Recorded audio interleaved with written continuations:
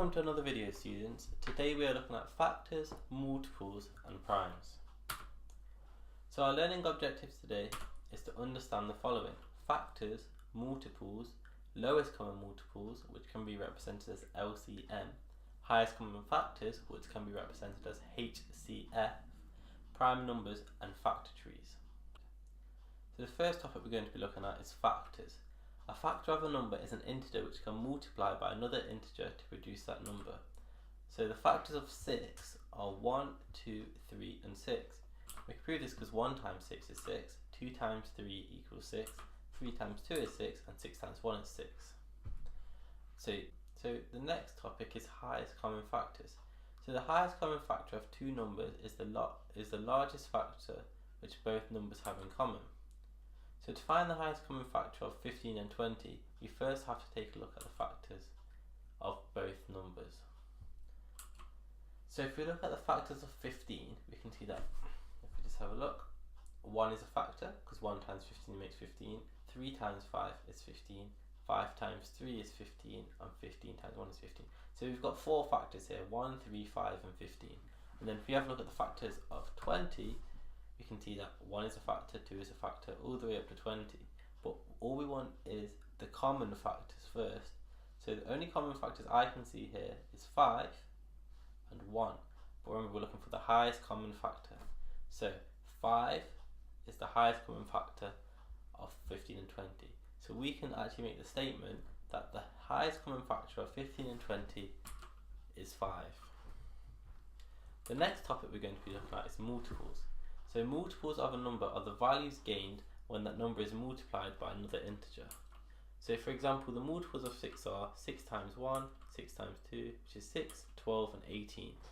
So if we go forward, if you recognise your times tables, it shouldn't be too difficult to understand the multiples. So the multiples of 2 would be 2, 4, 6, 8, 10 and so forth and so forth. So the lowest common multiple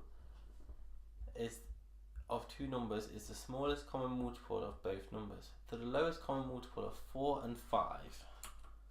So the first thing we have to do is run through all the multiples of 4 up to a certain amount. So here we've done 5, so 4, 8, 12, 16 and 20. So we've gone up to 5 times, and then we're going to do the exact same for 5 until we find a common multiple. So we did it up to 4 times because we found a common multiple, which was 20. So 20 is a common multiple and so is 20 here. So we can make the statement that our lowest common multiple of both numbers is 20. So the lowest common multiple of 4 and 5 is 20. Okay, here are some questions on what we've just learned. If you'd like to pause the video whilst you attempt these questions, pause it now. Okay, so now I'm going to go through the answers to these questions. So question 1a. So we want to find all of the factors of 16. So if you already know all the factors of 16, you can just write them in a row. But if you're unsure, the first step is to start with 1.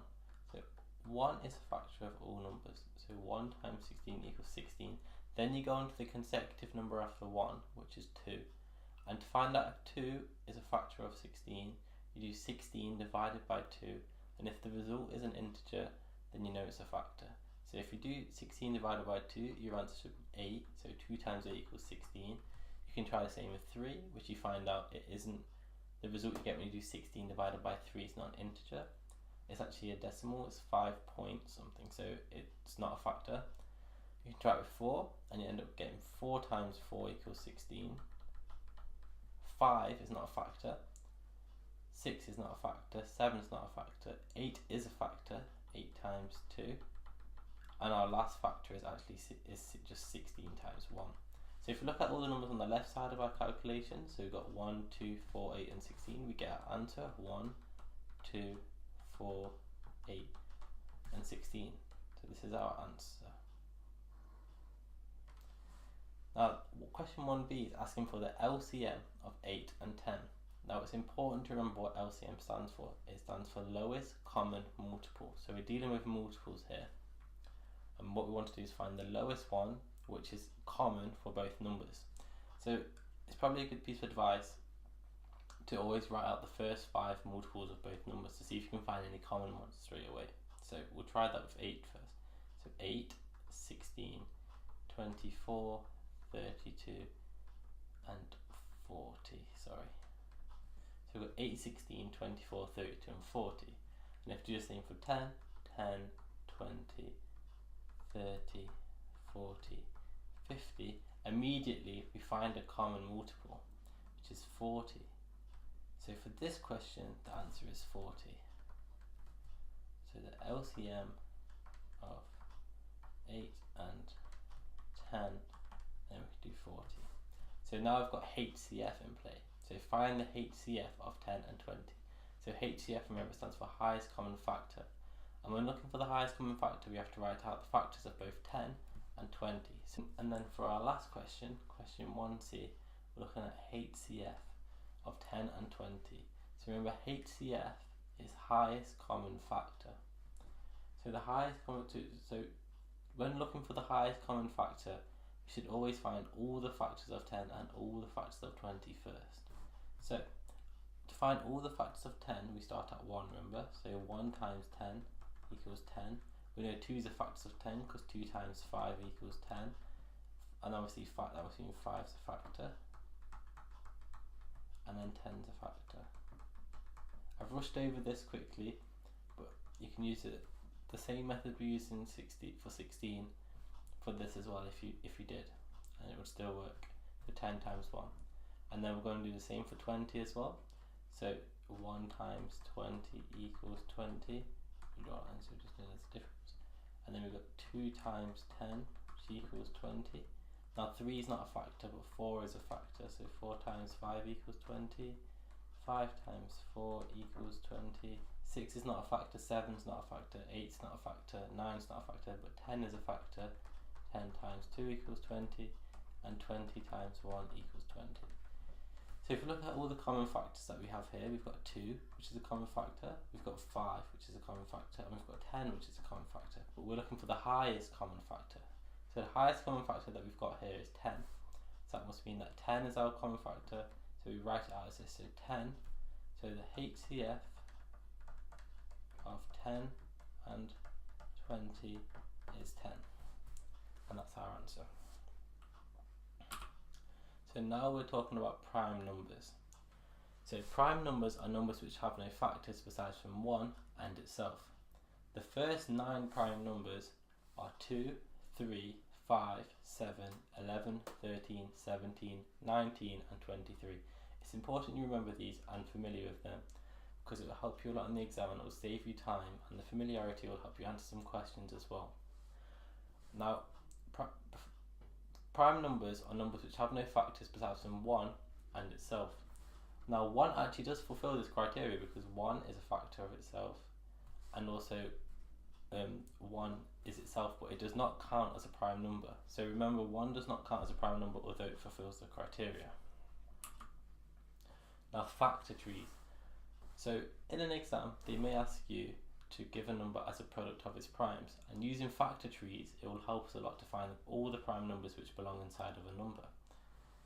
So for example, for 81 that we've got here, to draw a factor tree, put 81 at the top, and then we use 2 factors which go into 81. So the 2 factors I'm going to use is 9 times 9, because 9 times 9 makes 81.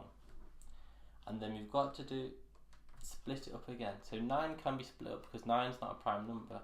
A factor of 9 is 3, so we can do 3 times 3 and 3 times 3.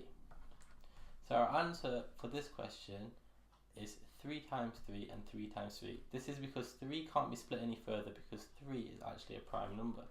So how many 3's do we have? We have 4. So 3 times 3 times 3 times 3 equals 81. You can test it in your calculator and you get the same answer. But in some exam questions they'll ask you to leave it with index notation, which basically means to give it as a power. So if we know that 3 times 3 is the same as 3 squared, now if there was 3 lots of 3, that would be 3 to the power of 3, and if there was 4 lots of 3, it'd be 3 to the power of 4. So now our answer can be 3 to the power of 4 equals 81. So here are some more questions on what we've just learned. If you'd like to pause the video again once you attempt the questions, pause it now.